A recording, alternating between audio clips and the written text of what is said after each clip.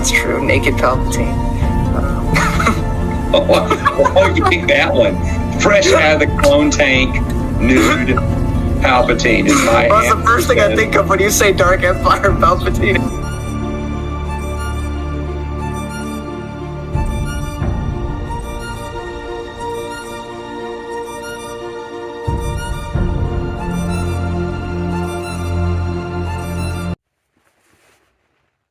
Can a robot build a symphony? Can a robot make a beautiful piece of art? Can you?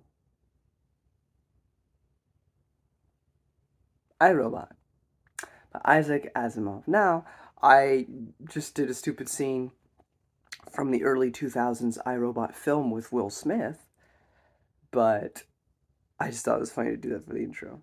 But here we have iRobot, one of the most seminal pieces of sci-fi literature out there. This is by Isaac Asimov. Isaac Asimov would also write the Foundation series, which is another big sci-fi series. We also currently have I think an Apple TV adaptation coming out. And Isaac Asimov is prolific. He's written a lot of things, a lot of short stories, a lot of novels. He's written a ton. And in this, you can clearly see a lot of the seeds of, if you see a robot in a story, 9 times out of 10, there's some influence here from Asimov. And some people writing stories today might not even realize that fact, that they're getting similar ideas from someone who's been doing this for years and is now, I think he's definitely passed away by this point, but as I said, while I'm also doing a bunch of fantasy, I'm also doing a bunch of, that was my phone, apologies, doing a lot of fantasy, doing a lot of, space opera and sword and sorcery. I'm also trying to get more to the classic, sci-fi stories. And so I wanted to read iRobot because I watched the film with Will Smith way back in the day. One moment.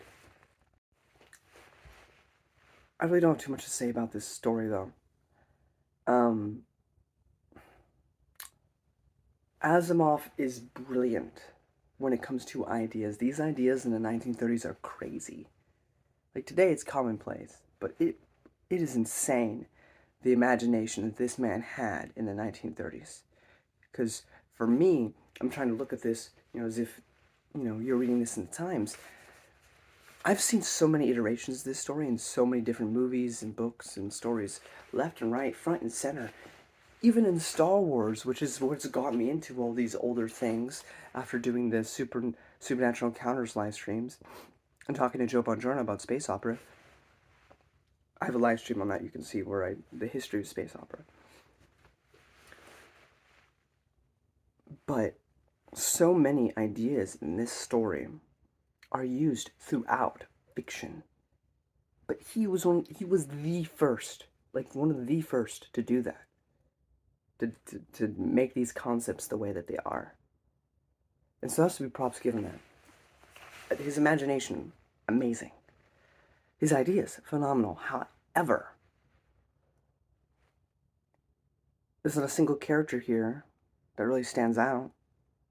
None of the robots really stand out. And there's no real conflict either. Just mostly misunderstandings. It is a way to show a world in which these things exist and to explore possibilities within that. But in terms of plot or character, there isn't much of it. And I think that's fair to say because that was not the focus. It was the world building. It was the ideas. And they're all fascinating. But from moment to moment enjoyment standpoint, subjectively on my end, it wasn't super fun to read either. But again, that's just me. You may feel entirely different. I mean, this is a classic work of fiction, and I understand that.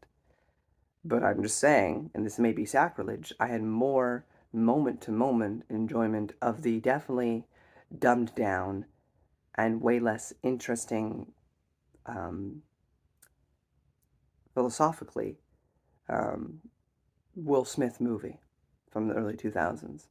But it was more fun, which is also subjective, I understand. But there's just not much here to really chew on or to discuss with you in terms of just the actual nature of the plot. This man goes to interview this lady that used to work for robotics.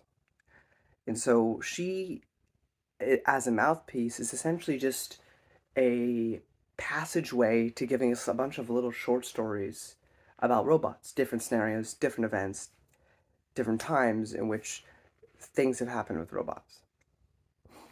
Well, also through those stories, giving us the 3 laws of robotics. One, a robot may not kill a human. A robot must obey a human so long as it does not conflict with the first law. So you can't ask a robot to kill another human being because that conflicts with the first. And a robot must have self-preservation, unless it comes at expense of the first 2. So again, a robot is allowed to save themselves so long as it doesn't. In order to do that, they have to like sacrifice a human, or that's basically the gist of the 3 laws, and set in place so that they will be the obedient working slave class for all eternity. Not that that's really explored either too heavily on the ramifications of if these are sentient beings with thought. Not to a great extent anyway. They hint at some things, but not nearly fleshed out enough to be something to really chew on. But it is a seminal work of fiction. Do I recommend it? I mean, for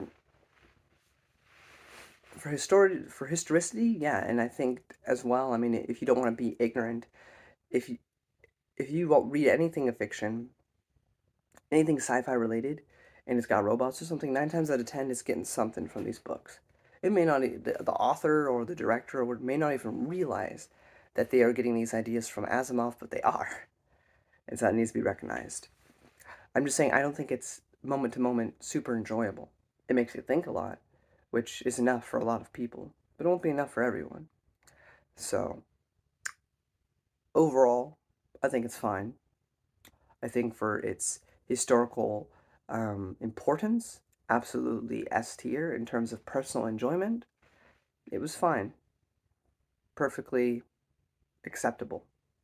But by no means the peak of my, I guess, in terms of just base human enjoyment, wasn't too up there for me. And in terms of intellectual making me think, I mean, again, this is a byproduct of me living in a time that I do. Right? If I was growing up in the 1930s, this would have been mind-blowing. As it stands, and again, this isn't Isaac Asimov's fault, I have seen these ideas verbatim several times through now. So it doesn't have the novelty that it did back then. So all these ideas I've heard, I've seen in practice before. So it's not that phenomenal to me. But next time we talk, it will be in spoilers, for the little spoilers that I have for you. If you don't want any spoilers, now's the time to hit that. I'll be right back. Alrighty, spoiler time. Don't have too much to say. We begin with the story in the early 2000s, which was the year of the robots. This story isn't aged too well in terms of what actually happened, because we are not nearly as technologically advanced as this story thought we would be.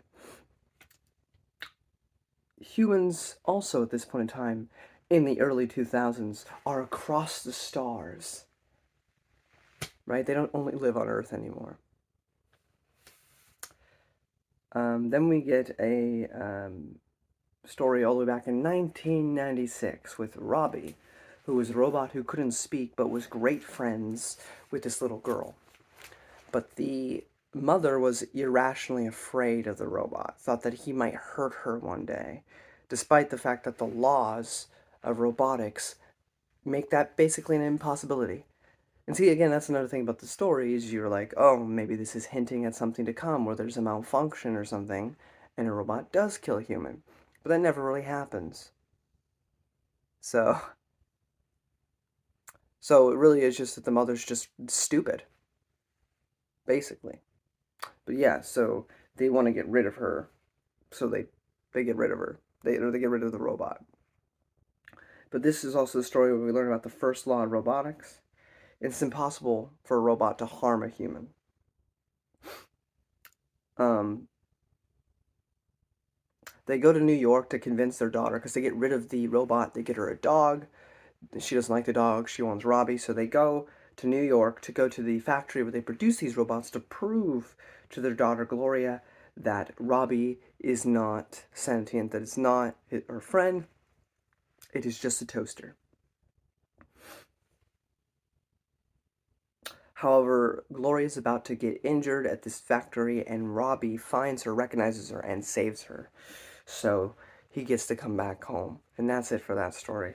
Then we move to 2003 to 2008, which robots are banned on Earth, but you can use them across the stars. But we learn that they were banned on Earth. We finally get the 3 laws of robotics, which I've already discussed. We meet this guy named Powell and this robot named Cutie. Cutie gets religious when it starts to question things like, well, if I am superior to you, then clearly you can't have created me, because how could something lesser create something greater? And then, so it starts believing that there must be some machine deity that created them, yada, yada, yada. So the robot's only, I mean, the robot isn't harmful or anything, it just it thinks it was created by God. It causes some complications, but there's no, like, true strife in this story. Like, it's just, like, a little hiccup in the grand scheme of things. But I don't have too much to add about it. Our next story is set in 2021. Oh, precious boys, today of this recording, it is January 1st, 2025. By the time you're watching this, will be months into 2025 at this point. It'll be the norm by this point to be in 2025. But here we are in this story in 2021 with a robot mind reader.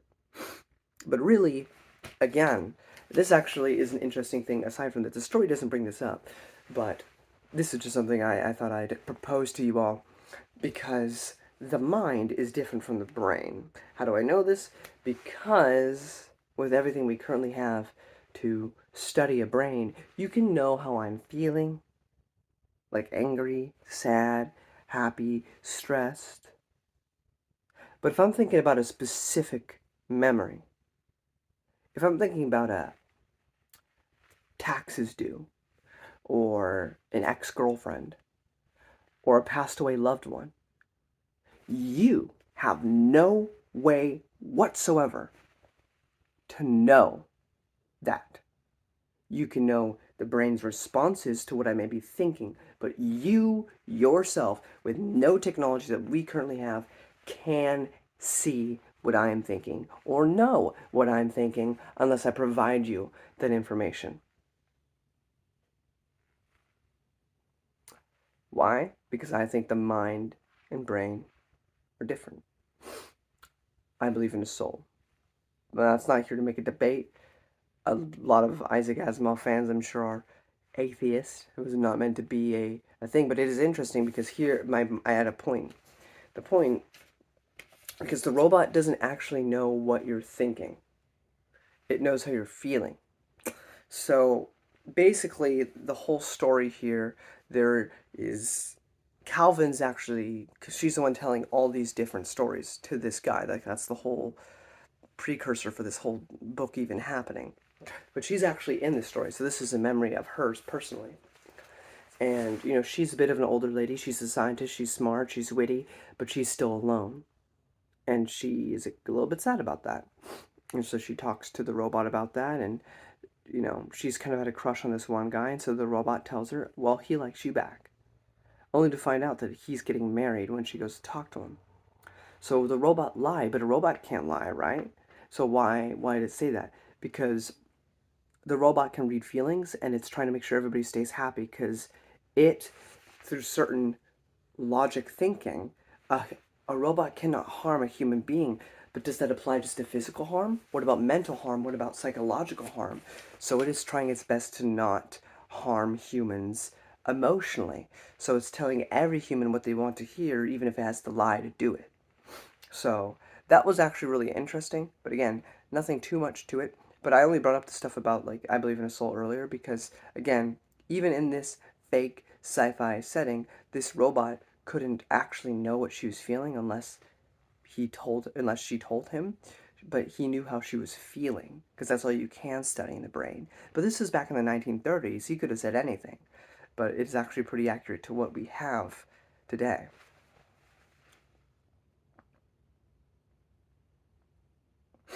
We also move to 2029, which is our future, just not too far away, with interstellar travel being a common thing now.